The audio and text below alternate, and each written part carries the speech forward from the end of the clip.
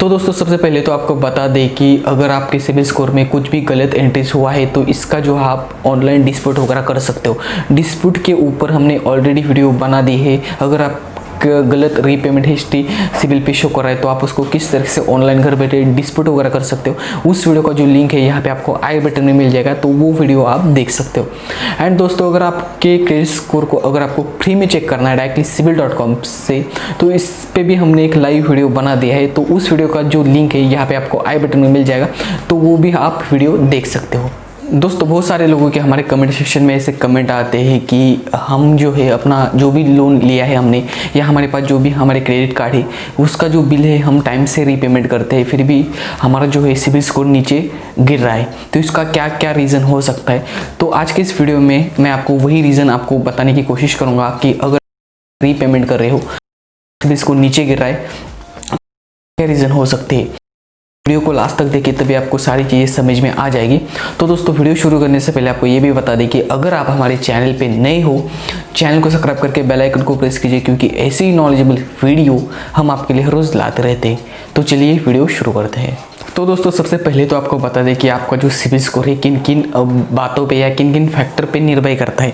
जैसे कि उसमें जो है 30% जो रहता है आपके लोन की रीपेमेंट पे वो निर्भर करता है।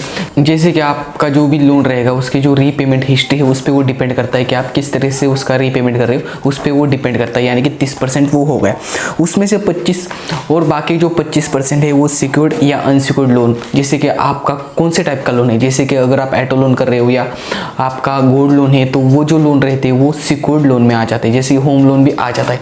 अनसिक्योर्ड लोन की अगर बात करें तो यहाँ पे पर्सनल लोन आ जाता है, कंज्यूमर लोन वगैरह आ जाते हैं, ये अनसिक्योर्ड लोन रहते हैं। अगर इन दोनों में से आपका कौन से लोन ज़्यादा है, अगर आपका सिक्योर लोन ज़्यादा है तो डेफिनेटली आपका सिबिल स्कोर अच्छा खासा बनेगा। अगर आप ज़्यादा अनसिक्योर्ड लोन लेते हो तो यहाँ पे आपका सिबिल स्कोर नीचे गिरने के चांसेस वगैरह रहते हैं।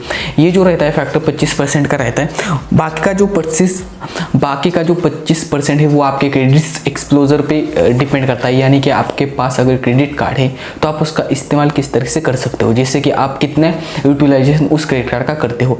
जैसे अगर आपका क्रेडिट कार्ड का जो लिमिट है 50,000 रुपये है, अगर आप हर महीने 40-50 हज़ार रुपये पूरा अमाउंट अगर आप निकालते हो तो आपका इसका सीधा सीधा इफेक्ट आपके क्रेडिट स्कोर पे पड़ता है, तो इससे भी आपका क्रेडिट स्कोर नीचे गिर जाता है। क्रेडिट कार्ड की अगर बात करें, क्रेडिट कार्ड एक्सपोजर की अगर बात करें तो यहाँ पे 25% उसका हो जाता है।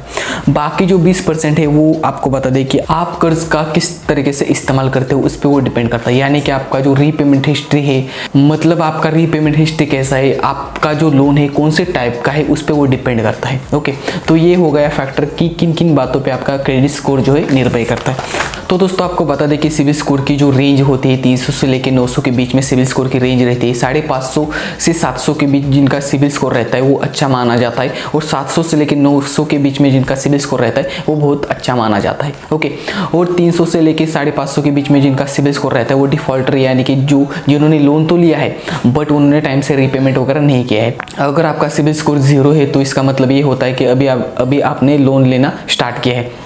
अगर आपका सिबिल स्कोर -1 है तो इसका मतलब ये होता है कि आपने लोन नहीं लिया है।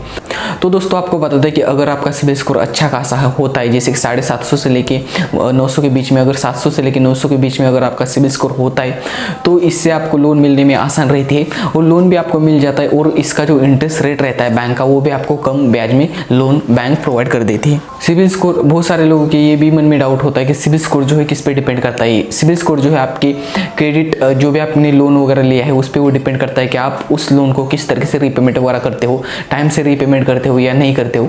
एंड आपके टेन्योर पे भी वो डिपेंड करता है कि आप कितने मंथ का वो टेन्योर वगैरह सेलेक्ट करते हो। अगर आपके पास क्रेडिट कार्ड है तो आप उसका इस्तेमाल किस तरह से कर सकते हो उस पर भी वो डिपेंड करता है। अगर आप ज़्यादा क्रेडिट कार्ड का इस्तेमाल करोगे, ज़्यादा यूटिलाइजेशन करोगे तो भी आपका सिबिल स्कोर नीचे गिरता है। तो मैं अभी आपको बताता हूँ कि किन किन कारणों से आपका जो सिबिल स्कोर है वो नीचे गिरता है।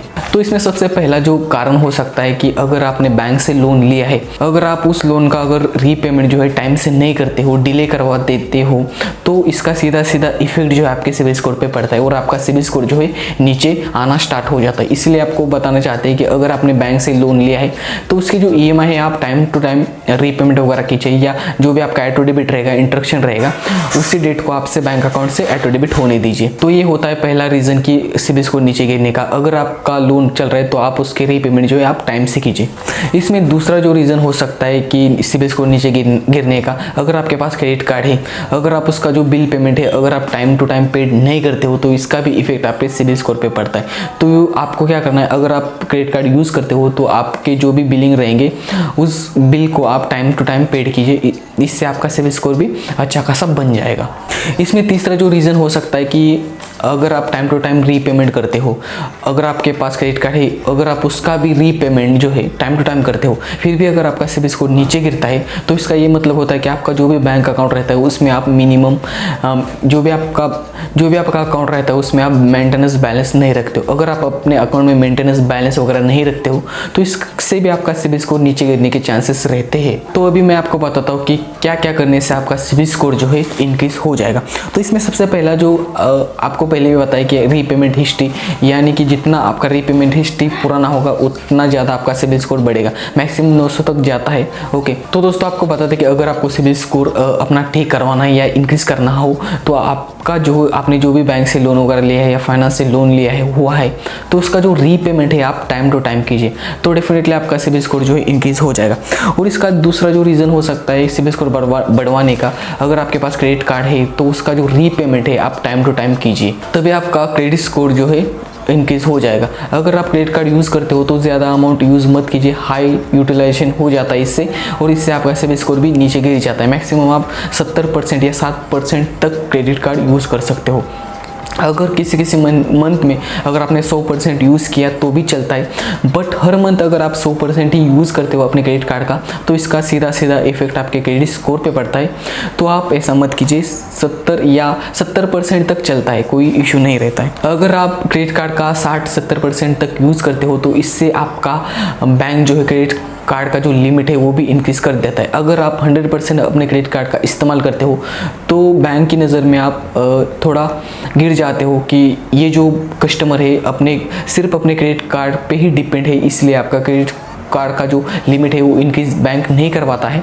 तो आपको क्या करना है कि आपके जो क्रेडिट कार्ड का जो लिमिट है उससे आप 60 या 70% तक आप उसको यूज़ वगैरह कर सकते। इसमें नेक्स्ट जो रीज़न है क्रेडिट स्कोर बढ़वाने का, आप जो है अपने अकाउंट पे, यानी कि आपके जो भी पैन कार्ड वगैरह रहेंगे, जो भी आप लोन टाइप जिस भी टाइप का आप लोन लेते हो उस टाइप पे भी वो डिपेंड करता है आपका सिबिल स्कोर। जैसे कि अगर आप ज़्यादा सिक्योर्ड लोन लेते हो तो इससे आपका सिबिल स्कोर बढ़ जाता है, अगर आप ज़्यादा अनसिक्योर्ड लोन लेते हो तो इससे आपका सिबिल स्कोर भी गिरने के चांसेस रहते हैं।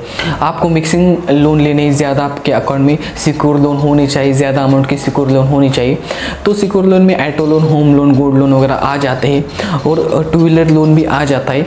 एंड अनसिक्योर्ड लोन में पर्सनल लोन, कंज्यूमर लोन वगैरह ये सारे लोन जो है आ जाते हैं, तो इसको आपको ध्यान में रखना है। तो दोस्तों उम्मीद है आपके सारे डाउट क्लियर हो चुके होंगे कि अगर आप टाइम टू टाइम रीपेमेंट वगैरह करते हो तो फिर भी अगर आपका सिबिल स्कोर नीचे गिरता है तो ये कुछ रीज़न हो सकते हैं। तो दोस्तों मिलते हैं ऐसे अगली वीडियो में, तब तक के लिए जय हिंद, वंदे मातरम।